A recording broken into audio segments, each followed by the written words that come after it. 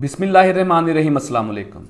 बिलाखिर पाकिस्तान तहरीक इंसाफ के एक और बड़े मशहूर और एक और बड़े पॉपुलर लीडर मरकज़ी रहनुमा उस्मान डार ने भी पाकिस्तान तहरीक इंसाफ को खैरबाद कह दी है।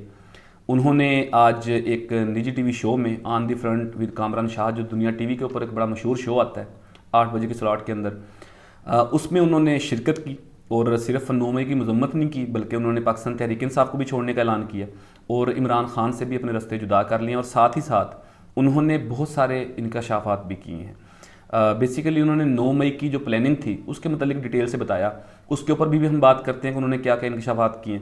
लेकिन इससे भी जो एक अहमियत की हामिल बात है वो ये है कि ये जो सारी एक्सरसाइज की गई गुज़श्ता कोई 10 दिन पहले, अगर आपने वो खबर सुनी हो, जो है वो सोशल मीडिया के ऊपर भी गर्दिश कर रही थी, उनकी फैमिली ने भी कन्फर्म की, उनके लॉयर्स ने भी कन्फर्म की कि उस्मान डार को कराची से नामालूम अफराद ने गिरफ़्तार कर लिया है। जब उनकी जबरी गुमशुदगी हुई तो उसके बाद 10 दिन वो गायब रहे और आज अचानक से वो नमूदार हुए और एक टीवी शो के अंदर उन्होंने भरपूर इंकशाफात से भरपूर एक शो कर दिया और साथ ही साथ उन्होंने मजम्मत भी कर दी और पीटीआई भी छोड़ दी। इस सारी एक्सरसाइज का फ़ायदा बज़ाहिर तो लगता था कि शायद होगा, ताकतवर लोगों को भी होगा, जो सियासी जमातों को कमज़ोर करना चाहते हैं या पीटीआई को इस इलेक्शन में कमज़ोर करना चाहते हैं उनको भी इसका फ़ायदा होगा। कॉन्स्टिट्यूंसी पॉलिटिक्स के हवाले से ख्वाजा आसिफ साहब को भी इसका फ़ायदा होगा क्योंकि उनके मद्दे मुकाबिल सियालकोट के अंदर वो इलेक्शन लड़ते हैं। लेकिन उसके ठीक 1 घंटे के बाद, जब उस्मान डार ने ये इंटरव्यू दिया, उसके ठीक 1 घंटे के बाद उनकी वालदा की तरफ से एक वीडियो मैसेज आ गया। वो जो 50 सेकंड का, वो 1 मिनट के करीब का उनका वीडियो मैसेज था उनकी वालदा का। वो जो वीडियो मैसेज था उसने इस तमाम मनसूबाबंदी के ऊपर, इस तमाम स्क्रिप्टेड और प्लांटेड शो के ऊपर, इस तमाम एक एक्सरसाइज को उन्होंने मलिया मेड कर दिया। वो एक जो 50 सेकंड का उनका वीडियो क्लिप है, उनका वीडियो मैसेज है, वो इस तमाम एक्सरसाइज के ऊपर इसके जो सहूलतकार थे, इसको जो प्लान करने वाले थे, उन तमाम के उन्होंने ख्वाब जो है वो चकनाचूर कर दिए। उनकी वालदा ने क्या फरमाया, पहले वो आप खुद सुने, उसके बाद फिर इस तमाम डिटेल के ऊपर हम बात करते हैं। जी सुनिए उनकी वालदा क्या कहती है। बिस्मिल्लाहिर्रहमानिर्रहीम। ख्वाजा साहब, मेरी बात गौर से सुन लो। जो तुम चाहते थे वो तुमने उस्मान डार को गन पॉइंट पे रखकर अपने मकासद को पूरा किया है। सियासत उस्मान डार ने छोड़ी है, उसकी वालदा ने नहीं। अब तेरा मुकाबला मैं करूंगी सियासत में और मेरा चैलेंज है तुम्हें कि तुम मैदान में आओ और देखो कि तुम्हारे शेर का मैं क्या असर करती हूँ। तुमने जो तुम चाहते थे वो तूने तो कर दिया है। मेरा पहले भी वीडियो पैगाम था कि मैं इमरान के साथ डटी हुई हूँ और डटी रहूंगी। सियासत मैंने नहीं छोड़ी। अब मैदान में आओ तो देखो क्या होता है। जी नाजरीन, ये उस्मान डार की वालदा हैं। बज़ाहिर तो सियासी खातून नहीं हैं, कभी इन्होंने सियासत नहीं की, इलेक्शन भी कभी नहीं लड़ा, लेकिन अब उन्होंने ये कह दिया कि जो सियासत थी या पीटीआई थी, ये इमरान खान था, उन्हें उस्मान ने छोड़ा है, मैंने नहीं छोड़ा।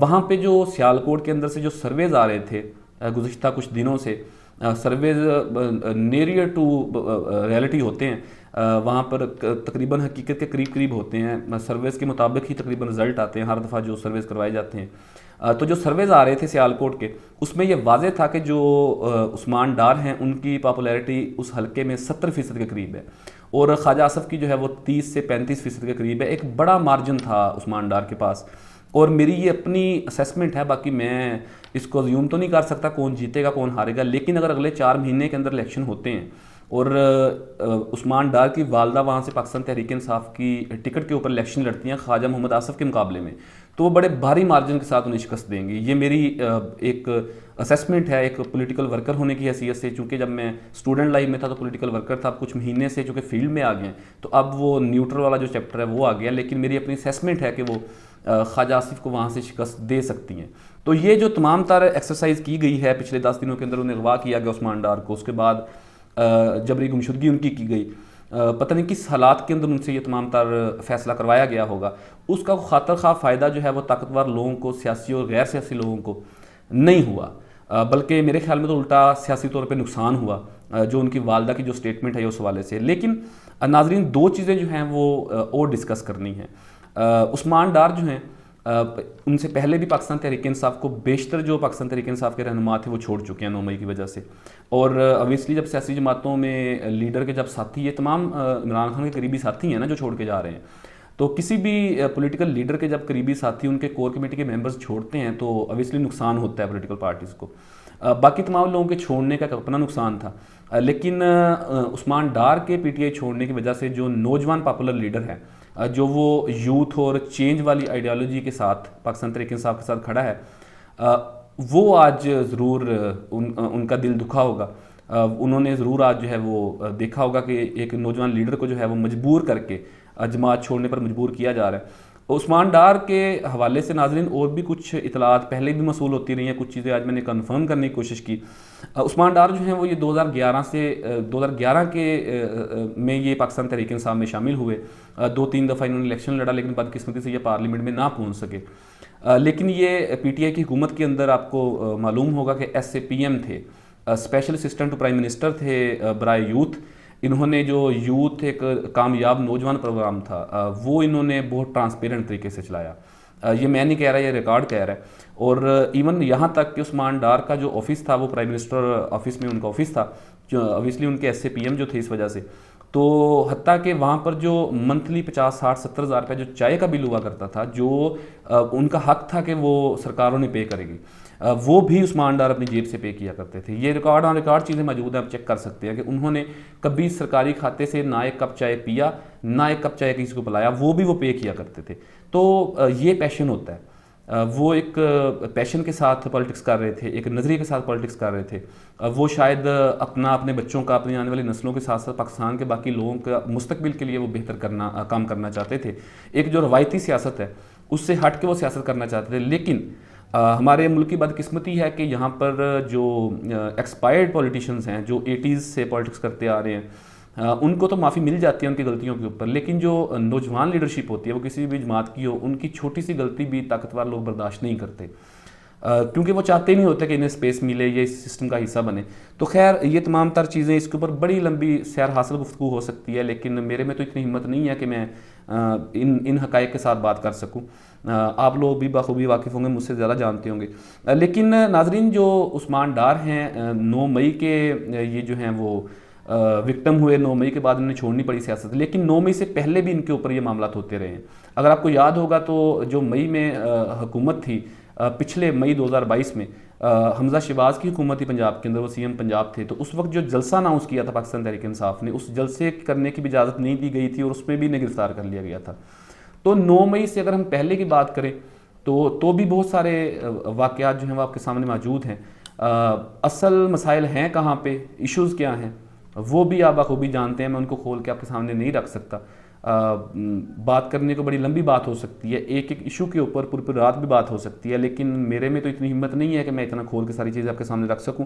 بہرحال آج پاکستان تحریک انصاف کی یوتھ میں مایوسی پیدا ہوئی ہوگی، جو میری آبزرویشن ہے، کہ ایک نوجوان لیڈر جو ہے پاکستان تحریک انصاف کو خیر بات کہہ گئے ہیں، لیکن اس کے ساتھ ہی ساتھ پاکستان تحریک انصاف کو بطور جماعت جو ایک تسلی ہوئی ہے وہ یہ ہوئی ہے کہ ان کی والدہ نے اعلان کیا کہ وہ پاکستان تحریک انصاف اور عمران خان کے ساتھ کھڑی ہیں، اور وہ اگر الیکشن لڑنا چاہیں گی تو وہ وہاں سے ایک مضبوط امیدوار ہوں گی. عثمان ڈار کے مقابلے میں بھی عثمان ڈار سے بھی زیادہ مضبوط امیدوار وہاں سے وہ ہو سکتی ہیں. تو یہ تمام تر صورتحال ناظرین ہوئی ہے. آج کی جو پیش رفت تھی، میں نے یہ تمام تر چیزیں دیکھی، ان کو چیک کیا، اس کے بعد پھر میں نے آپ کے سامنے رکھنے کی کوشش کی. اچھا، اس میں 1-2 پوائنٹس اور بڑے امپورٹنٹ ہیں کہ جو عثمان ڈار نے شو کے اندر بیٹھے یہ بات کی کہ وہاں پر زمان پارک کے اندر جو ہے وہ سارے پلاننگ اس کی ہوتی تھی اور عمران خان کی زیر صدارت ہوتی تھی. وہاں پر 2-3 گروپ تھے، 2 گروپ تھے وہاں پہ، 2 مائنڈ کے گروپ تھے. ایک وہ کہتے ہیں کہ جو اس میں حماد اظہر تھے، اس میں مراد سعید تھے، فاروق حبیب تھے، قاسم سوری تھے، یہ 3-4-5 لوگ جو تھے، اعظم سواتی تھے. یہ جو ہے وہ اٹیکنگ پوزیشن کی، اٹیکنگ پالیٹکس چاہتے تھے کہ اداروں کے اوپر حملے کیے جائیں اور ایک بیانیہ بنایا جائے اسٹیبلشمنٹ کے خلاف. اور جبکہ دوسری طرف جو دوسرے کیمپ کے لوگ تھے، دوسرے مائنڈ کے لوگ تھے، جس میں انہوں نے خود کو بھی شامل کیا اور اسد عمر صاحب کو شامل کیا، عمر ایوب صاحب کو شامل کیا، اور کچھ سینئر لیڈرشپ جو پاکستان تحریک انصاف کی تھی، ان کے متعلق انہوں نے کہا کہ وہ چاہتے تھے کہ نہیں، ایک کوآرڈینیشن کے ساتھ، ایک مفاہمت کے ساتھ ہمیں جو ہے پالیٹکس کرنی چاہیے. خیر ان ساری باتوں کی کوئی اہمیت ہے نہیں. عثمان ڈار صاحب یہ تمام باتیں جتنے پہلے لوگ بھی 9 مئی کی مذمت کر کے پارٹی چھوڑ کے گئے ہیں انہوں نے بھی یہ ساری باتیں کی تھیں، آپ نے بھی ایک پورا شو کیا، اس پورے شو کے اندر سے میرے ایک محتاط اندازے کے مطابق 2 سے 3 چیزیں قابل غور ہوں گی۔ ایک وہ آپ کا چہرہ جو آپ کی باتوں کا ساتھ نہیں دے رہی تھی، آپ کی آنکھیں وہ تمام لوگوں نے دیکھی ہیں، وہ تصاویر بھی میں کوشش کروں گا اسکرین کے اوپر چلاؤں کہ اتنا خوشگوار چہرہ اتنا مرجھایا ہوا جب نظر آ رہا ہوتا ہے تو اس کا مطلب ہے کہ جو وہ باتیں کر رہا ہے وہ حقیقت میں مبنی نہیں ہے۔ ایک تو آپ کے پورے گھنٹے کے شو کے اندر سے یہ بات قابل غور تھی۔ دوسری بات قابل غور تھی کہ کیسے آپ 10 دن پہلے اغوا ہوئے اور 10 دن کے بعد آپ ایک اینکر پرسن کے گھر سے برآمد ہوتے ہیں اور پوری پلاننگ اور سکرپٹڈ شو کے ساتھ برآمد ہوتے ہیں، یہ چیز قابل غور تھی۔ اور تیسری چیز وہ مایوسی قابل غور تھی جو آپ کے چہرے سے عیاں ہو رہی تھی کہ شاید آپ کو لگ رہا تھا کہ آپ نے اپنے 10-12 سال جو ہیں وہ اس کلچر کے اندر، اس پولیٹیکل کلچر کے اندر آپ نے ضائع کر دی ہے، وہی آپ اپنی فیملی کو دیتے، اپنے بزنس کو دیتے۔ میرا خیال ہے کہ وہ جو ساری ایک مایوسی تھی اور آپ کا جو آنکھیں آپ کی باتوں کا ساتھ نہیں دے رہی تھیں، یہی 3-4 چیزیں قابل غور تھیں آپ کے پورے شو کے اندر سے۔ باقی وہ پلاننگ، وہ سکرپٹ، وہ حملے، وہ 9 مئی، وہ ساری چیزیں وہ لوگ پہلے بھی بہت دفعہ سن چکے ہیں۔ حالانکہ میں یہاں پہ ایک اور بات آپ کو بتاتا جاؤں کہ 3 مہینے قبل پاکستان تحریک انصاف کے ایک لیڈر جن کا نام محمود مولوی ہے، ان کا تعلق کراچی سے ہے، انہوں نے بھی 9 مئی کی مذمت کی تھی اور پی ٹی آئی چھوڑی تھی۔ تو ناظرین، انہوں نے جو کہا تھا، انہوں نے یہ کہا تھا کہ اس 9 مئی کی ساری پلاننگ جو ہے وہ یہ ایوان صدر کے اندر ہوئی تھی۔ یہ ان کا ٹویٹ بھی ہے، ان کی سٹیٹمنٹ بھی ہے کہ ایوان صدر کے اندر اس ساری 9 مئی کے معاملات کی جو ہے وہ ہوئی تھی پلاننگ، اور عثمان ڈار جو ہیں وہ یہ کہتے ہیں کہ زمان پارک کے اندر اس کی ساری پلاننگ ہوئی تھی۔ تو خیر یہ ایک دوسرے کے مطابقت ہی نہیں رکھتے بیانی نا، تو اس کے اوپر یہ تو بحث خیر فضول بحث ہے۔ اگر واقعی 9 مئی کے کرداروں کو سامنے لانا ہے، 9 مئی کو اصل میں ہوا کیا تھا اور اس کے پیچھے کون سے عناصر موجود تھے، کیا وہ طاقتور لوگوں میں سے ہی کچھ لوگ تھے اس کے پیچھے، یا سیاسی طور پر عمران خان بھی یہ چاہتے تھے، تو اس کے اوپر ایک آزاد کمیشن بننا چاہیے، ایک جوڈیشل کمیشن بننا چاہیے جس کی انکوائری ہو۔ جو لوگ بھی اس کے اندر ملوث ہیں ان کو بالکل سزا ملنی چاہیے، لیکن یہ 9 مئی کو آڑ بنا کے جس طریقے سے سیاسی انجینئرنگ کی جا رہی ہے، اس سے ملک کا نقصان ہوگا، کیونکہ آگے الیکشن آنے والا ہے۔ ایک اتنے بڑے ووٹ بینک والی پارٹی کو آپ الیکشن سے باہر رکھیں گے تو الیکشن کوئی بھی قبول نہیں کرے گا، کوئی قبول نہیں کرے گا تو پھر اسٹیبلٹی نہیں آئے گی، اسٹیبلٹی نہیں آئے گی تو معیشت ٹھیک نہیں ہوگی، معیشت ٹھیک نہیں ہوگی تو پھر وہی 75 سال سے جو سسٹم چل رہا ہے ویسے ہی تار چڑھاؤ اور ڈگمگاتا پاکستان ہوگا۔ لہٰذا آپ اپنی تمام قیمتی رائے سے، تمام لوگ قیمتی رائے سے مجھے ضرور آگاہ کیجیے گا۔ باتیں بہت ساری کرنے والی ہوتی ہیں لیکن ہمت جواب دے جاتی ہے، نہیں دل کرتا باتیں کرنے کو۔ آپ اپنی فیڈ بیک سے مجھے ضرور آگاہ کیجیے گا، اور ساتھ ہی ساتھ میں آپ سے گزارش کروں گا کہ آگے الیکشن بھی آنے والے ہیں، اپنے نسلوں کے مستقبل کے لیے بہتر فیصلہ کیجیے گا۔ جو آپ کو ٹھیک لگے، جو آپ سمجھتے ہیں کہ یہ ٹھیک ہے، بہتر فیصلہ کیجیے گا خدا را اپنی آنے والی نسلوں کے لیے، اور اس سارے معاملے کے اوپر بھی اپنی رائے کا اظہار ضرور کیجیے گا۔ اب تک کے لیے اتنا ہی، اپنے میزبان ذیشان نور کو اجازت دیجیے، اللہ حافظ۔